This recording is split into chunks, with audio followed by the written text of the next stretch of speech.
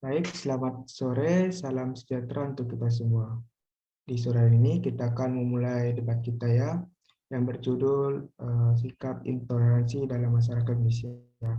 Di sini kita sudah bersama 4 peserta, di mana saya Angga Wirauda sebagai moderator, ada Syaputra sebagai penyaji, ada Christine sebagai pihak afirmasi, dan ada Raisa sebagai pihak oposisi.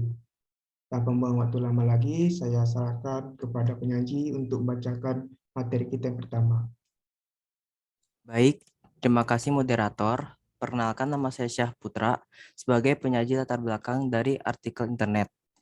Di dalam artikel internet kompas.com, Kementerian Agama Muhammad Muslim berkata kepada media, dia menayangkan video aksi seorang pria yang menendang sesajian di lokasi terdampak erupsi Semeru tersebut.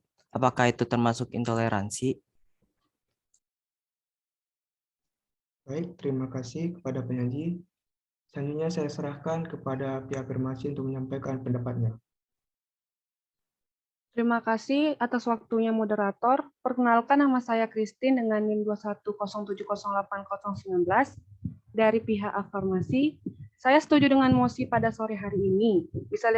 Bisa kita lihat dari contoh yang dipaparkan tadi yang disampaikan oleh Muhammad Muslim selaku Kementerian Agama, juga Ismail sebagai Direktur Eksekutif, bahwa terlihat jelas bahwa bukti nyata jika toleransi di Indonesia ini hanya fokus kepada agama tertentu saja. Dibuktikan juga dengan ditendangnya sesajian dan penyeragaman oleh suatu agama. Terima kasih. Baik, bagaimana menurut pihak oposisi? Baik, saya Raisa dari tim oposisi dengan NIM 210502146.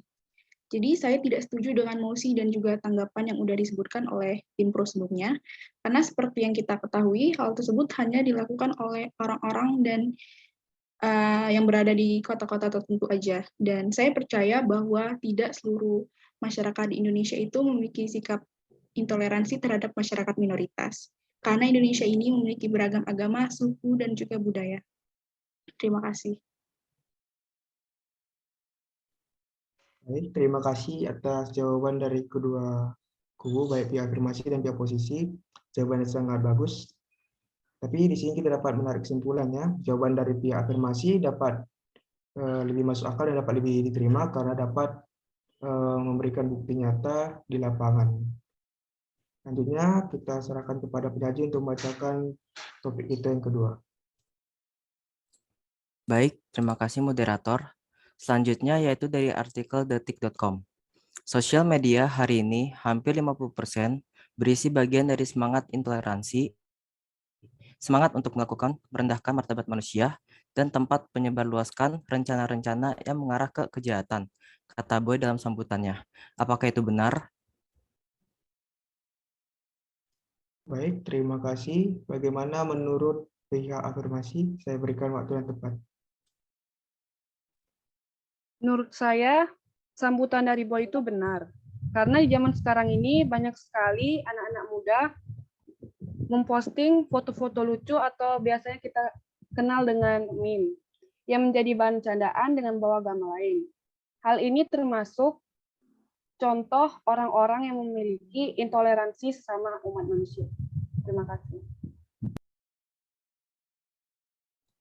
Baik, terima kasih atas pendapatnya. Untuk pihak oposisi, bagaimana? Saya serahkan waktu dan tempatnya untuk menyampaikan pendapat. Baik, terima kasih. Jadi menurut saya dengan adanya sosial media hari ini tuh seperti ibaratkan pedang bermata dua. Artinya hal ini tuh bisa memberikan kita dampak positif maupun juga dampak negatif. Tapi kalau misalnya kita lihat perkembangan yang ada, ternyata sosial media itu berkolerasi dengan adanya sikap dari pengguna sosial yang berbeda-beda. Dan terkadang kita melihat adanya perbedaan pendapat maupun ide oleh banyak orang dalam bersosial media. Namun dalam hal ini tuh kita tidak bisa menyatakan hal tersebut sebagai intoleransi, karena adanya pendapat yang berbeda tersebut membukakan jalan diskusi yang lebih baik mendalam dengan berbagai sudut pandang. Terima kasih. Baik, terima kasih atas jawabannya, baik pihak afirmasi maupun pihak oposisi ya.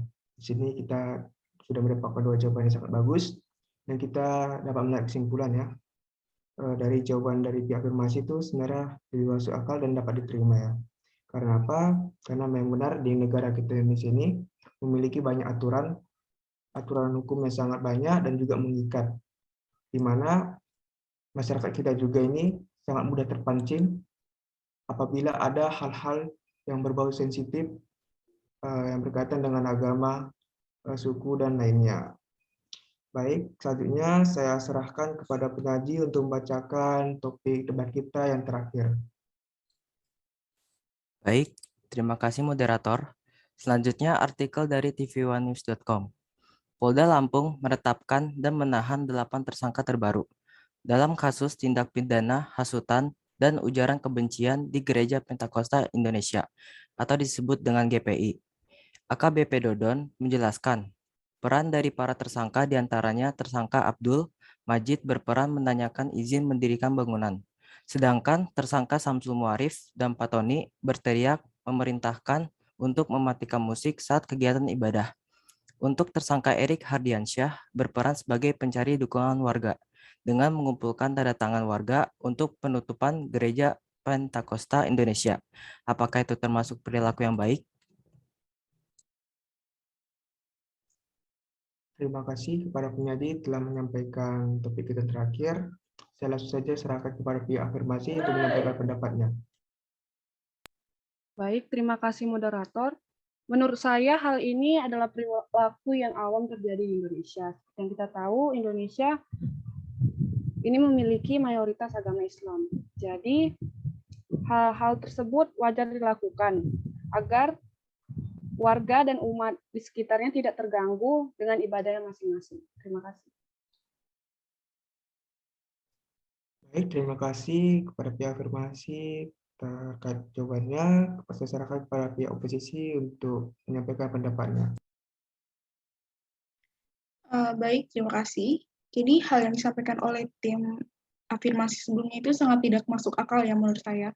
Jadi Indonesia ini memiliki banyak agama, suku, dan juga budaya. Dan sudah pasti masyarakat Indonesia ini memiliki sikap toleransi yang tinggi. Dan sebagai umat yang beragama pun, kita harus saling menghargai dan menghormati satu sama lain. Supaya kita bisa melakukan ibadah masing-masing dan tidak akan muncul sebuah perpecahan atau konflik karena hal tersebut. Terima kasih. Baik, terima kasih atas jawabannya baik di afirmasi maupun pihak oposisi. Telah memberikan jawaban yang sangat baik ya kedua belah pihak. Dan di sini kita dapat menarik kesimpulan ya bahwa jawaban dari pihak oposisi itu jauh lebih masuk akal dan dapat diterima. Karena apa? Kita sebagai warga Indonesia itu harus saling menghargai seperti yang tertera pada sila ketiga yaitu Persatuan Indonesia dan juga Bhinneka Tunggal Ika di mana artinya PBB tetap satu juga. Jadi kita sebagai warga Indonesia harus saling menghargai tanpa memikirkan perbedaan di antara kita.